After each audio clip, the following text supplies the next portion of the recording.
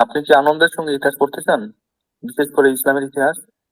তাহলে আপনার জন্য চমৎকার একটি অপশন হতে পারে নসিম হিজাজীর ঐতিহাসিক উপন্যাসসমূহ। নসিম হিজাজী ছিলেন একজন খ্যাতিমান পাকিস্তানি সাহিত্যিক, যিনি ইসলামের ইতিহাসকে জীবন্ত করে তুলেছেন তার অসাধারণ সব উপন্যাসে। তার লেখা ইতিহাস শুধু তথ্য নয়, হয়ে ওঠে রোমাঞ্চকর ও আবেগময় এক অভিজ্ঞতা।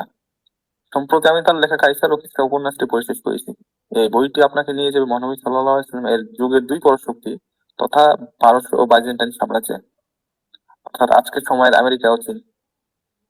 বইটি বললে জানতে পারবেন তৎকালীন পারস্য ও বাইজেন্টাইন সাম্রাজ্যের ইতিহাস, কোরআনে বর্ণিত রোম, বাইজেন্টাইন সংক্রান্ত ভবিষ্যৎবাণীর প্রেক্ষাপট, ইসলামের আগমনের পূর্বে ইয়াসরিব তথা মাদিনার আর্থ সামাজিক অবস্থা।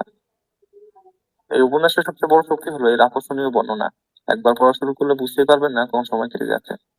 খাওয়া দাওয়া ভুলে গিয়ে টানা পড়ে যেতে ইচ্ছা করবে।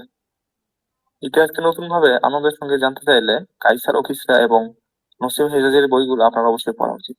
Happy reading.